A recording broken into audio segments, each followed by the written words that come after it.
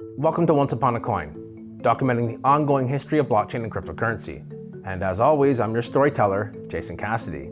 Today's story is a special one in that it touches upon the very heartbeat of blockchain and crypto. We venture out into the digital currency world to take on new adventures and challenges, but once we've successfully taken those on, we always eventually return back home. Well, today we look at what home is for most of us, and when it comes to coins and tokens, there's only one place that could be. It's where we trust our hard-earned money to be kept safe, but it's grown over the years to represent a lot more than simply storage. This is the story of crypto wallets.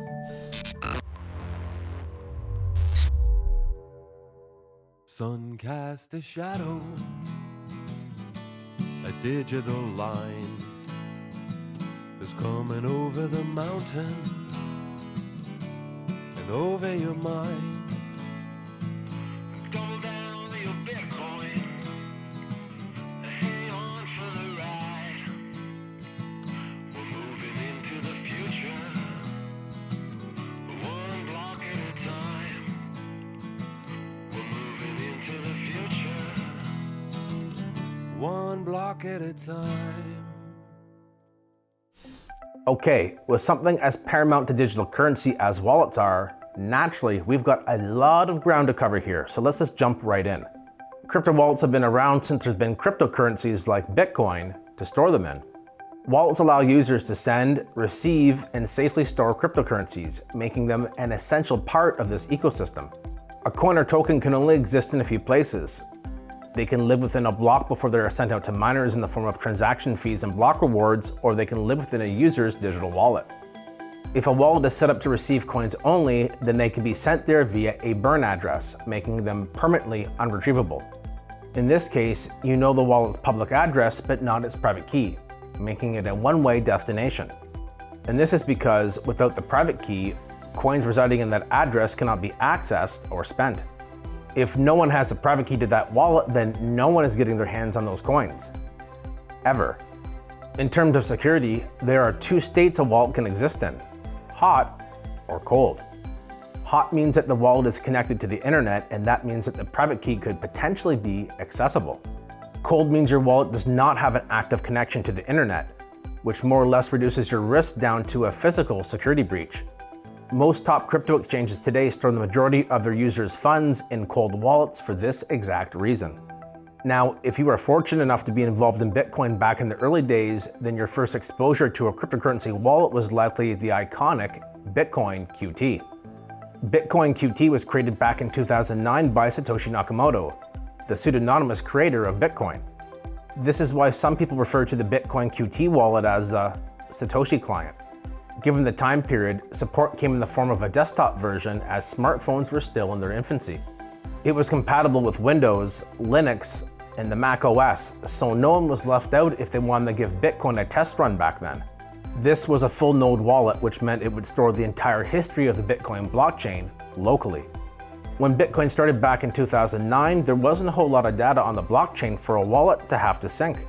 But as each year went by, using the QT client meant you had to have some storage space and patience, because depending on your internet connection, it could take days to download the full blockchain. The wallet had a simple yet functional interface, and I can personally attest to how much fun it was using it at the time. Over the years, things have changed when it comes to the so-called official client for Bitcoin. For starters, it's not called Bitcoin QT anymore. A rebrand to Bitcoin Core took place when version 0.9 was released. And of course, Satoshi isn't looking after it anymore, as that duty has been passed down to the Bitcoin Foundation now. When I first got involved in Bitcoin back in 2012, the Bitcoin QT wallet was my first real interaction with the network, and I ended up using that wallet for many years. Heck, I still use it today, as the QT wallet brand has been adopted by other top standalone blockchains and often serves as their official client. To sum it up, for the first couple years, Bitcoin was really the only option out there. And generally speaking, that's why people were using the QT wallet. But in 2011 though, that all changed. And that's because on November 5th, 2011, the Electrum wallet was released. This was another Bitcoin wallet, but there was a key difference here. Electrum was a light wallet. What this meant was you didn't have to download and store the entire Bitcoin blockchain within your wallet to use it like you did with QT. Now, people with slow or unreliable internet connections weren't being punished, nor were those that were low on storage space. This type of wallet is called SPV, or Simple Payment Verification. And this technology would allow smartphones to dominate the wallet industry in the years that followed. Like QT, Electrum was also a desktop wallet that supported Windows, Linux, and Macintosh OS. Another similarity that Electrum had with the QT wallet is it also had a permissive license. This saw the Electrum wallet being forked many times, expanding its reach to support networks such as Bitcoin SV, Bitcoin Cash, and Litecoin. 2011 was also when the first mobile wallet started hitting the market. One in particular, simply dubbed Bitcoin Wallet, got a lot of attention. Created by Andreas Schaldbach, it was exclusive to Android devices and served as one of the first smartphone-friendly wallets. This made Bitcoin much more accessible to users who didn't want to sit at their laptop or desktop PC all day. Another popular wallet solution around this time was the good old-fashioned, low-maintenance paper wallet. These were useful for receiving and storing coins only. And that's because you'd have to import the private key into a software-based wallet if you wanted to send those coins back out. The idea was simple though, and most importantly, it worked. You could print out a wallet via its private key and public addresses. And ideally, you'd generate and print the wallet offline due to security reasons. As long as you could keep that piece of paper secure, the paper wallet worked wonders, and it's still used today because of this. It would be a few more years before any major innovations with wallets occurred, but once they arrived, they changed the way people use crypto forever. In August of 2013, BitGo, a big name at the space at the time, created the first Bitcoin multi-signature wallet. This ended up changing the game as it greatly increased the security that was offered to cryptonauts. Multi-sig wallets work by requiring multiple private keys to move funds. To initiate a transaction using a multi-sig wallet, a specific number of cosigners must first sign off on the transaction using their private key. For example, in a 2 of 3 multi-sig wallet setup, each of the 3 cosigners must be given their own private key. To successfully send money out of that wallet, a transaction must first be approved by 2 of the 3 cosigners who will sign the transaction, or it won't be processed.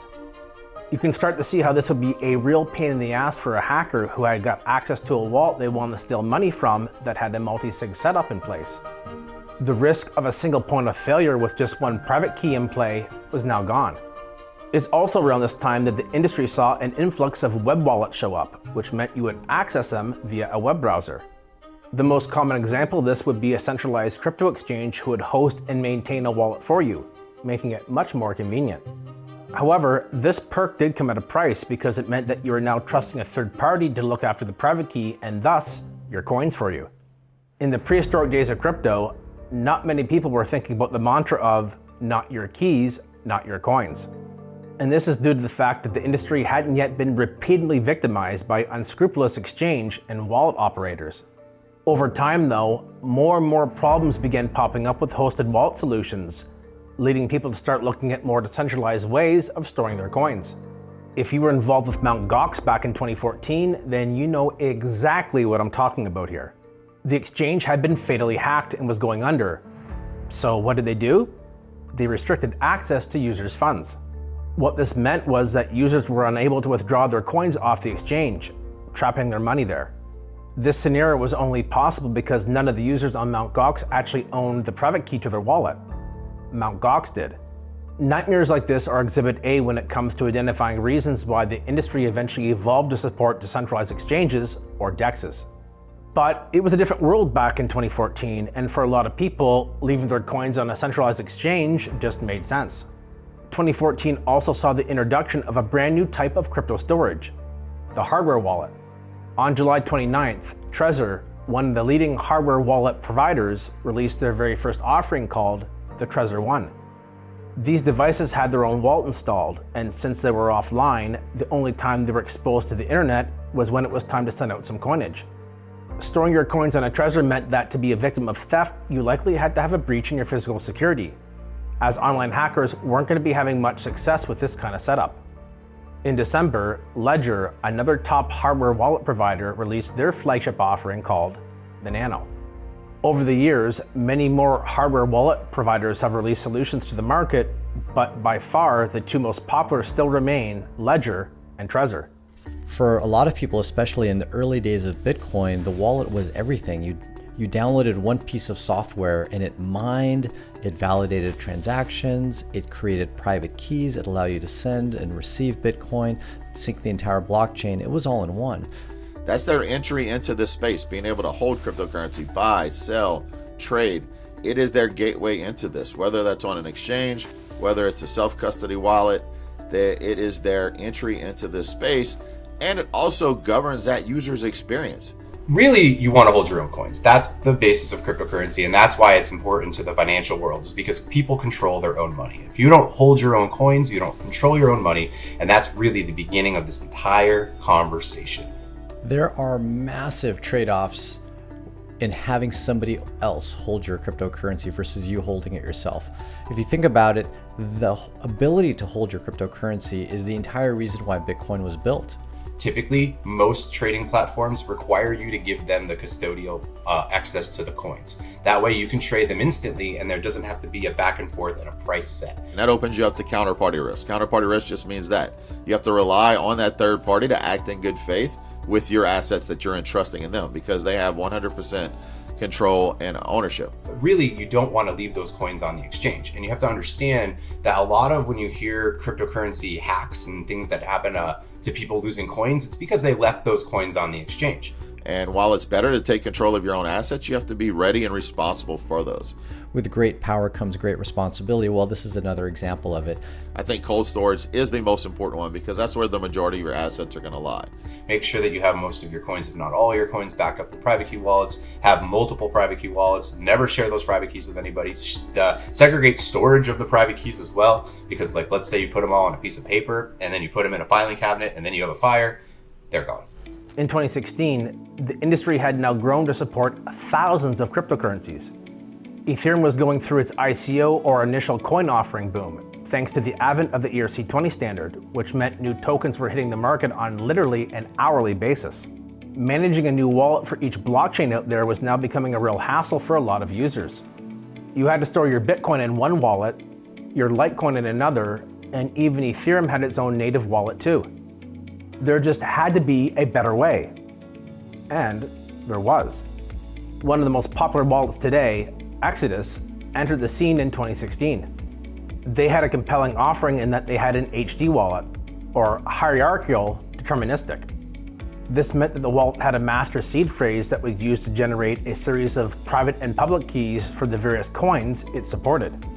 Companies like Exodus made multi-currency wallets realistic to use. Not only did you not have to have a new wallet for each coin you owned, but you didn't even have to remember the private keys of any of them because they all tied back to the master seed phrase. Going forward, if you're using a wallet that didn't offer multi-currency support, it would have to be pretty damn good to justify all the extra work involved. The industry was clearly growing, and very fast. But for all the growth it was experiencing and all the new things coming out, the industry was also becoming more streamlined. And this is an important factor, as it was pretty much required to onboard new users who weren't as technologically savvy.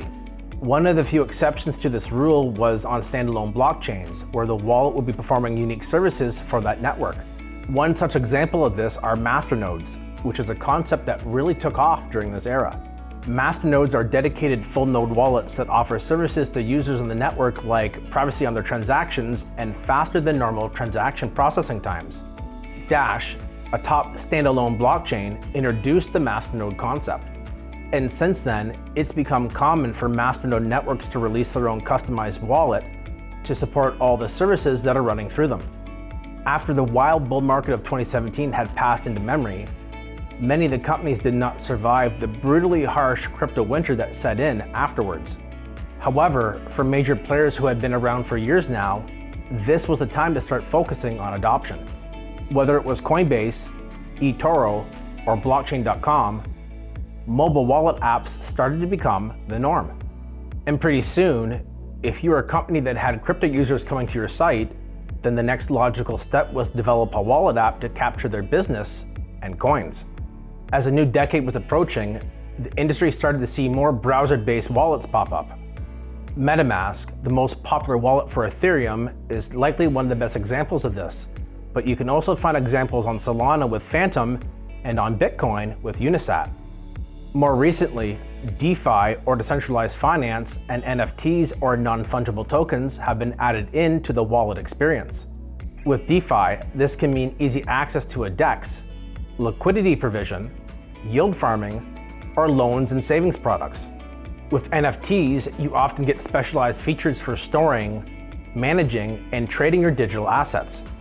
You can also expect integration with some of the biggest NFT marketplaces out there, as well as support for NFT standards such as ERC 721 and ERC 1155. In the Web3 world we live in today, your digital wallet acts as your passport in the sense that it gives you access to just about everything. You log into websites via your wallet in the Web3 world, which means you can forget about the traditional usernames and passwords. In about 5 to 10 years, really we'll see a huge suite of wallets, but for individual specific purposes. Proof of a concert you went to, or whether it is something you earned within a game. Just like today in the physical world, people will get a plaque or a trophy and they'll either hang it on their wall or they'll put it on a mantle. And we're going to see that with social wallets, but those same wallets are also going to have privacy features built in. Privacy when you want it, social when you want to share. You get that mix of both. It has to feel like it's just a normal thing that people use. Just like there's no reason for a user to have to see those long, complex wallet addresses. They're important, but the user doesn't have to see them. Why do I need to have a public address with a bunch of letters and numbers? Why can't I have my name? Vio's doing that. That's a great company. Human readable wallet addresses that actually allow you to link all your different public blockchain wallet addresses to one single handle. It's in a format of user at domain, so it's very similar to sending an email. And it also provides those guardrails for the new user because it doesn't allow you to send to the wrong address, and it also doesn't allow you to send on the wrong chain. Fundamentally, you really need that specificity and feature set that is designed and meant for that use case of cryptocurrency. And that's what I see happening in 5 to 10 years, if not, in many ways, already happening today. I'll wind down today's tale with some advice. Crypto wallets play an integral role for us as we are trusting them with our hard-earned money. You should always do research into the wallet you're about to use and make sure you feel comfortable with the reputation that they carry. An example of a wallet provider that made its users feel rather uncomfortable took place in May of 2023 with Ledger. They announced a new service called Ledger Recover. And for a fee, they would offer their users a seed phrase recovery system that involved third-party custodians. As you might expect, this news didn't go over very well at all. Some users pointed out that the firmware update to enable the recovery system broke an important policy. And this was Ledger's policy of never allowing the private key off of the device under any circumstances. Given that this was the main selling feature for Ledger's devices in the first place, they wisely decided to postpone this service. The point here is that you always need to keep yourself updated with the products and services that you're using, especially when it comes to wallets. It's pretty exciting to daydream about what the future of wallets will look like 10 years from now. Will there be built-in tax tools and inheritance planning? And will the deed to my house be in the form of an NFT that's sitting in a wallet that I control? The only thing that we know for sure is that wallets have been with us every step of the way along this crazy crypto journey.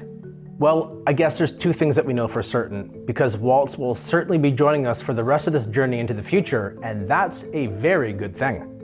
I hope you enjoyed today's stroll down memory lane. Until next time, have fun and enjoy life, my friends. I'll be back soon with another incredible story to tell you.